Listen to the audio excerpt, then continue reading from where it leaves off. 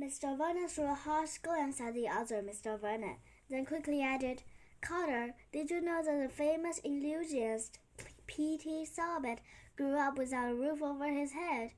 They said it gave him a drive to be a successful magician.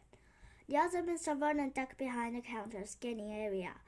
Apologies, I didn't mean to interrupt, but I forgot my key.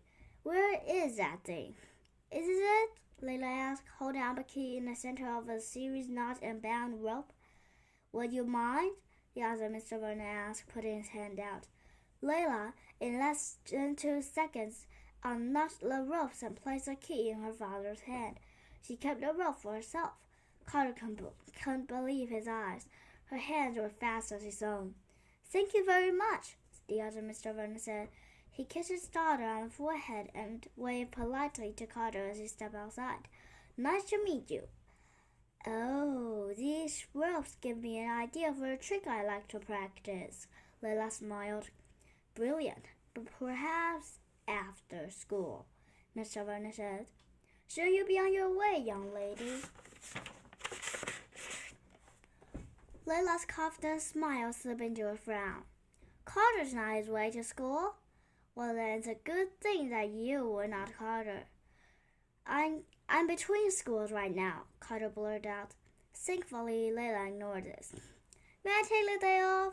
She asked her father. A day off from school? Mr. Vernon raised a pointy white eyebrow. Whatever for, my darling daughter? It's been a tough week. The other kids, Layla said quietly, they just don't understand me.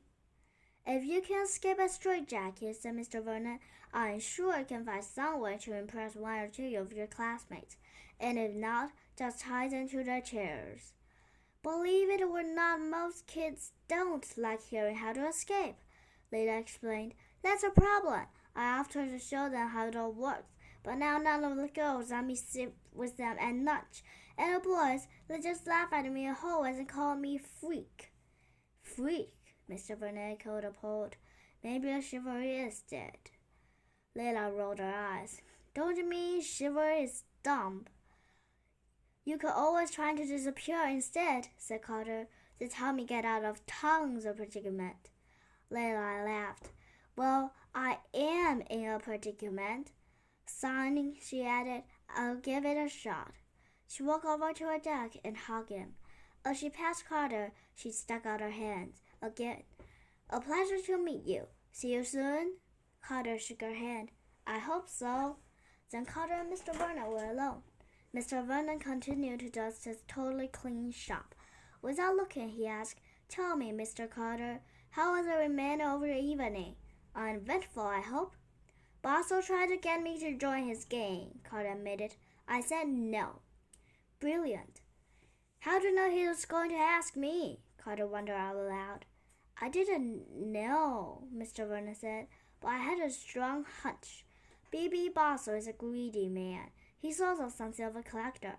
You got some skills that will make a fine addition to any collection. Carter put his hands in his pocket. You obviously don't know me very well. Nonsense. You're a young man with great intelligence, even greater common sense, and an honorable code for living. No matter where we live or how much we have, these are most important things. You have quite the talent with your fast hands. In my entire career as a magician, I've only seen one other person with such nimble fingers. Carter was stunned to silence. Did Mr. Vernon know he was homeless and poor, or was he guessing? Carter felt undeserving such compliment. He wondered sadly if Mr. Vernon was the one who'd left the blanket. But how could Carter ask him without revealing the truth of his situation?